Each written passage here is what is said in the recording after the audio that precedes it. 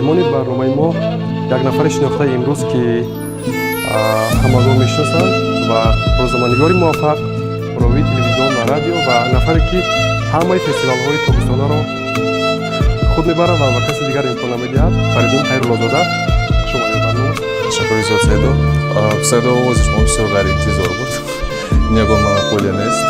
Ин ҳамда тасодуф афтод ки дар давоми як сол ман дар ду фестивал ровии асосӣ будам.